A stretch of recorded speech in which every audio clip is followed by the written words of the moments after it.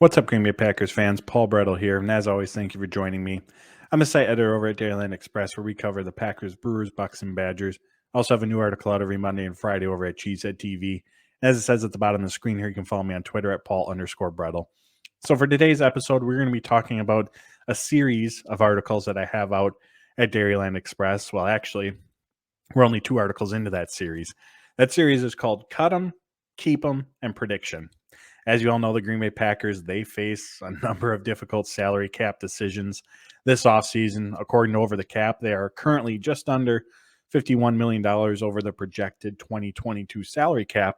And as we've talked about on here before, that's really just the starting point. That figure does not factor in the 52nd or 53rd players on the roster. It doesn't factor in the incoming draft class, the practice squad, any in-season spending that may need to take place for additions like Snacks Harrison, Rasul Douglas, Whitney Merciless, Tyler Irvin. And it also doesn't include any free agents that the Green Bay Packers choose to bring in from the outside. And it doesn't include any free agents of their own that they may choose to re-sign. So that $51 million figure is actually much greater. And that's a lot more cap space that the Green Bay Packers actually have to create. And with that, it's going to create a number of difficult decisions. So what this Cut 'em, Keep 'em prediction series does is it takes a look at each of the potential salary cap casualties that the Green Bay Packers could have this offseason in an effort to create that much needed cap space. We're only 2 articles into this series. We're just going player by player. And so far, we've done Preston Smith and Randall Cobb. And those are the 2 players that we're going to discuss today. In the articles, I try to weigh the pros and cons. Why would the Green Bay Packers bring back Preston Smith?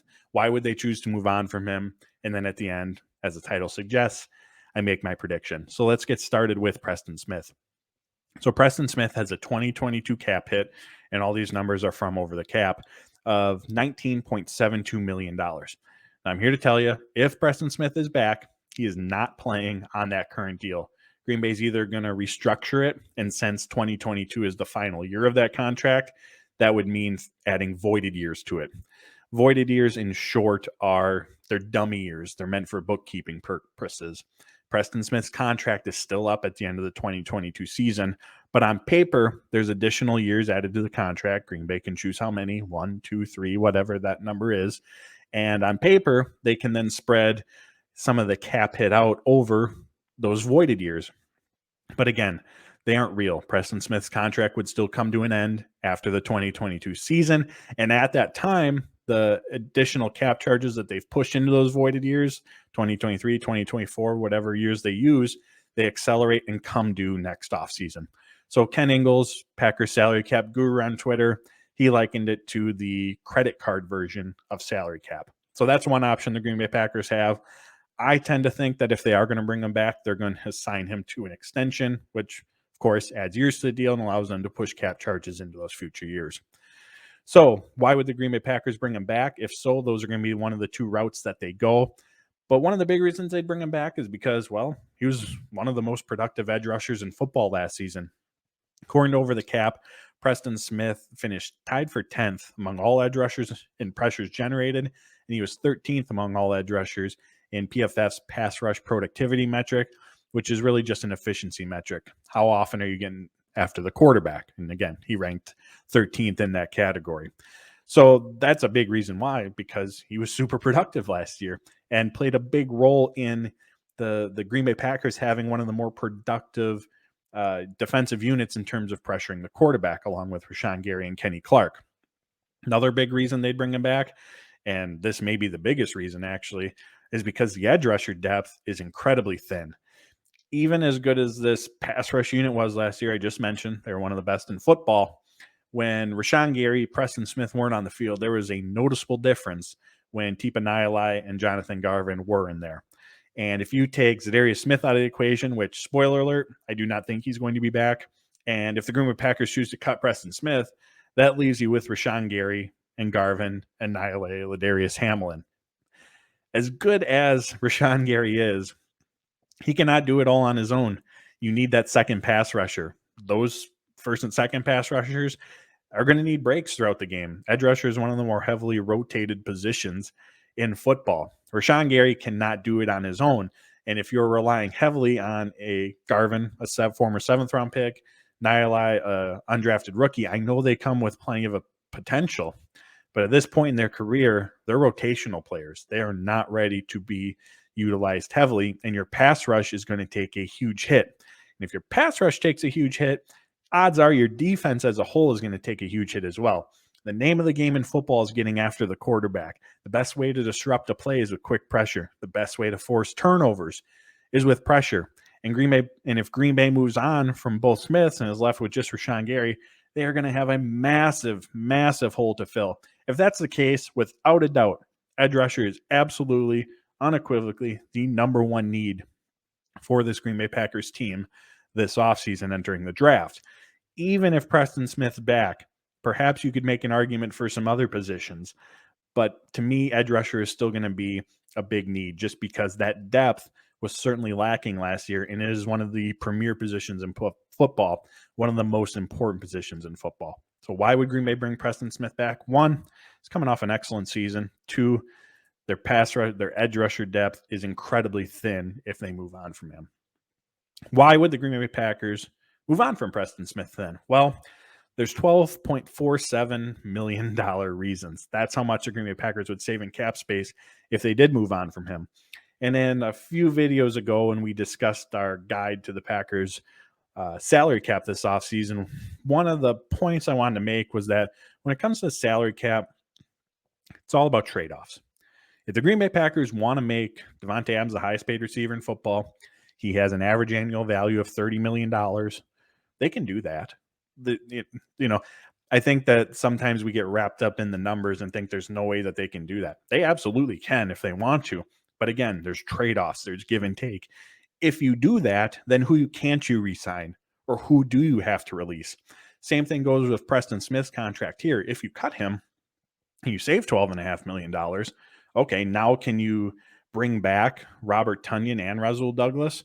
Because in terms of cap space and cap hits, not average annual value or total dollar amounts, but in terms of cap hits, they might be able to fit those contracts into a $13 million space created by Smith's deal. Or maybe you bring back Devondre Campbell and Al Lazard. That's the balance that Brian Gutekunst, Russ Ball, Green Bay Packers management have to strike when they're putting this puzzle piece together. So that cap space created is going to give Green Bay some added flexibility, which is something that they just do not have a lot of at this time. So that's the biggest reason why Green Bay would move on from Preston Smith.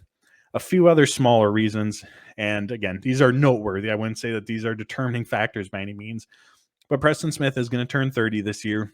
On top of that, we know he had a very rough 2020 season, so perhaps that's still lingering in Green Bay's mind, and when they're making the decision between moving on from him for that cap space or deciding between an extension and giving him additional dollars, knowing that he had that rough season, maybe that plays a small role, or who knows what type of role for them, but a role nonetheless in determining whether or not they want to hand out those additional years, those additional dollars for him. But the biggest reason is just the added flexibility that comes with having nearly $13 million in cap space created. Lastly, my prediction. So I think that Preston Smith is going to be back this season, and I think the Green Bay Packers are going to bring him back on an extension. The biggest reason that I think this is because of what I've already talked about, the edge rusher position and the lack of depth at it. The Green Bay Packers, we've already talked about it. The Green Bay Packers are in desperate need of edge depth, and taking Preston Smith away is going to hurt a premier position in this game that the Green Bay Packers were very good at last season. And I still think that they'll need to add to it. But I think the Green Bay Packers bring him back for that reason. And yes, if they move on from him, they could look to free agency, for example, to try to bolster the edge rusher position. But odds are you're not going to be able to afford someone as good as Preston Smith. They could look to the draft to try to replace his presence. And admittedly, this is a good draft class at the edge rusher position. But going into a draft class and pigeonholing yourself into saying, I absolutely have to take this position, and if all they're left with is Rashawn Gary at edge rusher, here to tell you, they absolutely have to take that position. That's incredibly risky. That's how teams reach for players, because they feel pressure. That's what leads to busts. when you're doing that kind of reaching because you feel the need, hey, I have to get this position. Also, at pick 28, we don't know who the heck's going to be available for Green Bay at that time. Maybe the edge rushers with first round grades are all gone. And now you're left with reaching, as I just mentioned, selecting a different position. Maybe you have to trade back at that point to try to get someone in the higher end of round 2. But again, that's why leaning on the draft solely is an incredibly risky way to go about it. And again, especially I've talked about it already several times throughout this video here, especially when you're relying on such an important, a premier position in this game. So there's a lot of risk that comes with that. Lastly, Ken Ingalls, again, Packers salary cap guru, he partnered with Zach Cruz of Packers Wire and went through each of the potential cap casualties or free agents that the Packers have. And when discussing Preston Smith, he mentioned that by his numbers, he believes the Packers could extend Smith and save $6 to $8 million in cap space this season. So this is a really simple way to look at it, but I would rather have Preston Smith and save $7 million than not have Preston Smith and save $12.5 million. So that's my prediction. I think the Green Bay Packers do find a way to bring Smith back on an extension. Now let's transition over to Randall Cobb. So why would the Green Bay Packers keep Randall Cobb? Comes with a $9.53 million cap hit this season. And again, like Preston Smith, there's zero chance if he is back that he is playing on that contract. 2022 is also the final year of his deal. Green Bay will add voided years. At 31 years old, I do not see him being an extension candidate, but perhaps they look to add voided years to try to push some additional cap charges too. Same principle idea as I just discussed with Smith a little earlier. So why would Green Bay bring Cobb back? Number one, Aaron Rodgers. I mean, that's why Randall Cobb is a Green Bay Packer or was a Green Bay Packer in 2021. Aaron Rodgers went to Brian Gutekunst and said, I want Randall Cobb in Green Bay. And if Aaron Rodgers is back, have to think that's certainly going to be a part of the discussion, at least. At the bare minimum, that's going to be a discussion. We'll see what ends up being the case, or if Cobb is brought back, if Rodgers is as well. But that's one big reason why Randall Cobb certainly could be back. From a football perspective, he's a terrific fit for the Matt LaFleur offense. Gives Green Bay a true slot presence, something they didn't have in 2019 or 2020. Can be used as the motion man. He was also uber reliable on third downs in the red zone. Caught 12 of 17 third down targets. 10 of those 12 receptions went for first downs. He only had 4 red zone targets, but all 4 went for touchdowns. And again, he has the experience and the trust of Aaron Rodgers, something that we know is incredibly important. Now, Green Bay does have Amari Rodgers, but while we didn't see much of him on offense, he was very shaky on special teams. Who knows what they're going to get from him on the offensive side of the ball? And again, having Cobb there certainly provides a ton of stability, which with Amari Rodgers, maybe he does, maybe he flourishes next season. That's the thing. We just don't know. But if you're looking for certainty, you're going to go with Randall Cobb in that regard. So next up is why would the Green Bay Packers move on from Randall Cobb? If they do, they save $6.74 million in cap space. A couple of reasons that they could choose to move on from him. As I mentioned, he's 31 years old, missed the last 5 games of the regular season with the core injury.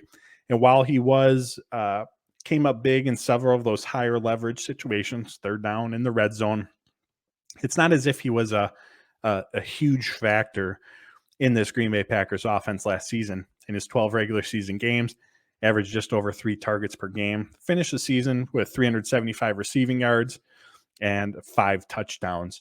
Also, he had just 1 target in the playoff game as well. So while that's certainly important, being able to come up with those receptions on third down, having the trust of your quarterback, it's also not as if 375 yards and a couple touchdowns isn't replaceable production either. Not saying it would happen, not saying it's necessarily the easiest thing to do, but it's also not irreplaceable either. And then from a special teams perspective, as I mentioned, Amari Rodgers had a rough year, but he was a top 100 pick. The Green Bay Packers did trade up to get him. And on top of that, his player comp coming out of Clemson was Randall Cobb. Fits a very, very similar role, an important role within the Matt LaFleur offense. It may get overlooked, but when teams invest in a player, they want to see what they have in that player. And odds are they want to see that sooner than later. the Green Bay Packers want to know what they have with Amari Rodgers. And if Randall Cobb's back for another season, perhaps his role increases from what it was in 2021, but they're still not going to get that full look at Amari Rodgers, which is what every NFL team wants to see with their draft picks. So now my prediction, and I'll admit, I think this might be a little bit of a cop-out on my part, but if Rodgers is cut, I think Randall Cobb's gone. If Rodgers is back, I think Cobb is back. And again, we go back to the trade-off part of this.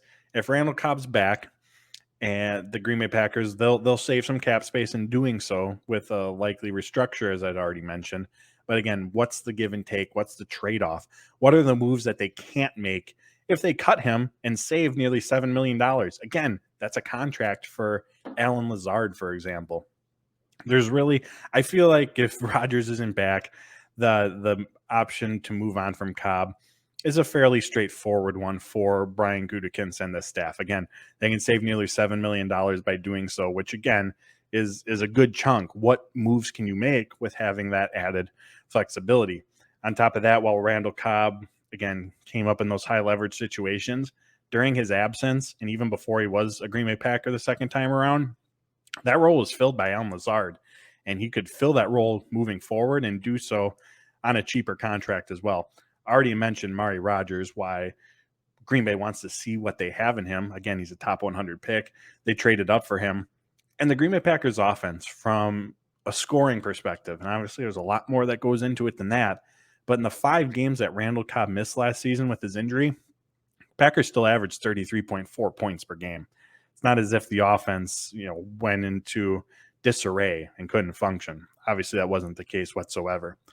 But if Aaron Rodgers is back, like I said, I have to imagine that he's at least going to ask about what the Green Bay Packers have to do to get Randall Cobb back in Green Bay as well, or keep him in Green Bay, I should say. So I think that's where I'm leaning. I really did go back and forth on this as I was writing, but I do think that's how it's going to play out. If Rodgers is back, he's going to want Cobb back. I mean, he brought him to Green Bay second time around in the first place. But if Aaron Rodgers is gone, I think the decision to move on from Cobb is a fairly straightforward one for Brian Gutekunst and Green Bay Packers management. So there you have it. That's how I see things playing out with Randall Cobb and Preston Smith. We're going to have more of these articles coming out, and I'll do more of these videos diving into the other players that we have these decisions to make on. But I tried to take a balanced approach at why Green Bay would do this, why Green Bay wouldn't do this, and then tried to put myself in the shoes of Brian Gutekunst, which fortunately for you guys, I am not him, and tried to foreshadow what decisions the Green Bay Packers would make. Again, you can find these articles at Dairyland Express. I put the links to them below. I appreciate you tuning in. Like the video, hit subscribe, follow me on Twitter, find my work at Dairyland Express and Cheesehead TV. And as always, friends, take care, stay safe, and go Pack Go.